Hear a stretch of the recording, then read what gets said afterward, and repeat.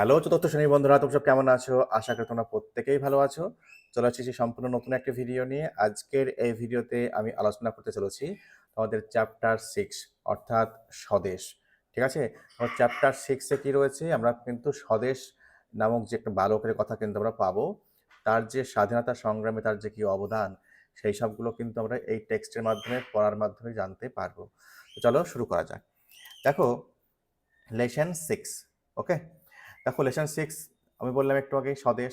প্রথমে কি রয়েছে দেখো, ম্যাচিং করতে দেওয়া হয়েছে কলাম এর সাথে কলাম বি। দেখো ইন্ডিপেন্ডেন্স ডে, দেখো ইন্ডিপেন্ডেন্স ডে কবে হয়? দেখো 15ই আগস্ট, তাই তো?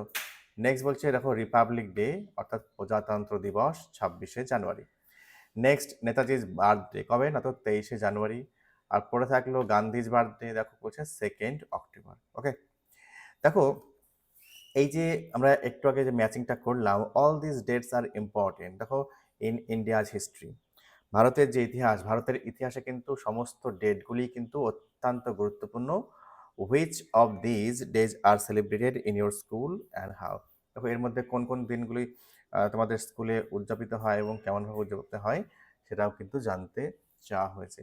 তো কেমনভাবে উদযাপিত করা হয় সেটা কিন্তু তোমরা কিন্তু করে নেবে। ঠিক আছে, তো চলো এবার টেক্সটটি পড়া যাক।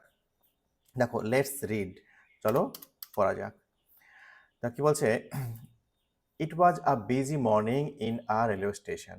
দেখো কি বলছে না তো, এটা ছিল, দেখো রেলওয়ে স্টেশনটা একদম ব্যস্তময় সকালবেলা। সকালবেলাটা কেমন না তো বিজি, তাই তো, ব্যস্তময়।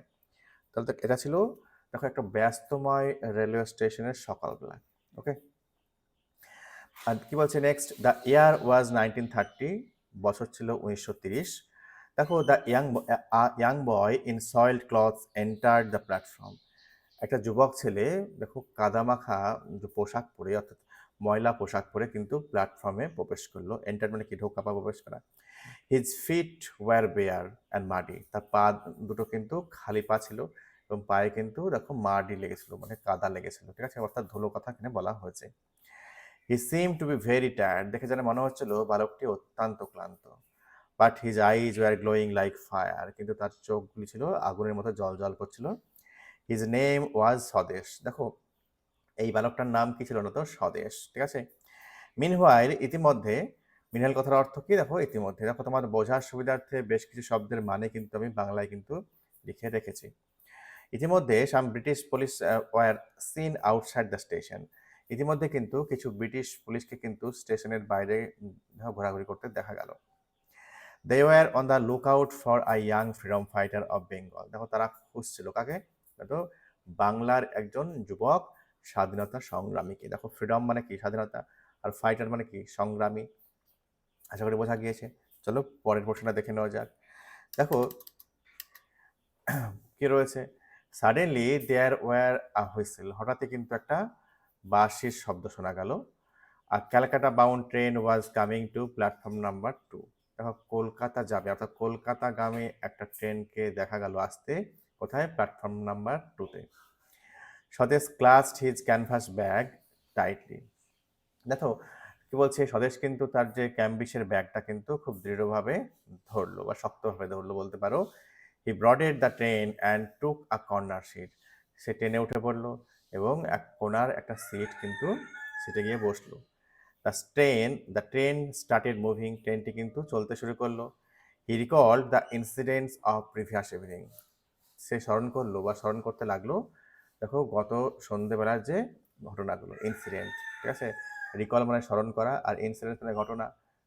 কখনকার ঘটনা না তো, দ্য প্রিভিয়াস ইভিনিং, আগের সন্ধেবেলায়। ওকে, আশা করি টেক্সটটা বুঝতে পেরেছো। তো চলো প্রশ্নের উত্তর লেখা করে দেখে নেব। দেখো বলা হচ্ছে অ্যাক্টিভিটি 1, অ্যাক্টিভিটি 1-এ কি রয়েছে?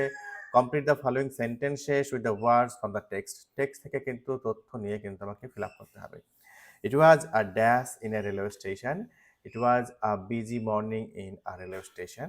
দেখো এটা ব্যস্তময় একটা সকালবেলা ছিল রেল স্টেশনের। দেখো young boy in dash enter the platform, the young boy in soiled cloth, দেখো একটা যুবক ছেলে দেখো মলিন যে কাপড় অর্থাৎ ময়লা কাপড় পরে কিন্তু প্ল্যাটফর্মে ঢুকলো। The eyes of the young boy war glowing like fire, দেখো ওই যুবক ছেলেটির চোখ কিন্তু আগুনের মতো জল জল করছিল। Next, a Calcutta bound train was coming on platform number 2। দেখো কলকাতাগামী একটি ট্রেন কিন্তু প্ল্যাটফর্ম নাম্বার 2 তে কিন্তু আসছিল। নেক্সট চলে যাবো অ্যাক্টিভিটি 2 তে। He recalled the incidents of previous evening. সে কিন্তু স্মরণ করলো, অর্থাৎ স্বদেশ স্মরণ করলো গত সন্ধ্যাবেলায় কি কি ঘটনা ঘটেছিল।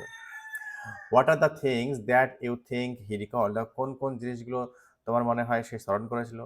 Discuss with your partner and make a list of those. ঠিক আছে, চলো। I think he recall the incidents such as, দেখো আমার মনে হয় সে এই ইনসিডেন্টগুলি কিন্তু স্মরণ করেছিল। 1 নম্বর কি রয়েছে? The meeting the meeting held among some of the freedom fighters, এটা হতে পারে।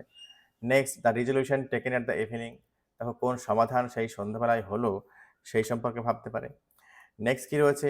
সিতে কি রয়েছে? না তো the responsibility given to him, যে দায়িত্ব তাকে দেওয়া হয়েছে সেটা সম্পর্কে ভাবলো। What to do if he had been caught, যদি সে ধরা পড়ে যায় তাহলে কি করতে হবে। দেখো the dos and don'ts advised by the senior, দেখো কি কি করতে হবে কি কি করতে হবে না যে উপদেশ দিয়েছিল বড়রা সেই সব সম্পর্কে কিন্তু সে ভাবছিল বলে আমার মনে হয়। ঠিক আছে, এই হচ্ছে পার্ট 1-এর তোমার টেক্সট এবং প্রশ্নোত্তর। দেখো খুব শীঘ্রই কিন্তু আমি এই ভিডিওর পার্ট 2 অর্থাৎ পরের পোর্শনটা নিয়ে কিন্তু হাজির হব। যদি ভিডিওটা ভালো লেগে থাকে একটা লাইক দিয়ে এবং সাবস্ক্রাইব করে অবশ্যই আমার পাশে থেকো। ভালো থেকো, সুস্থ থেকো, দেখা হচ্ছে পরের ভিডিওতে।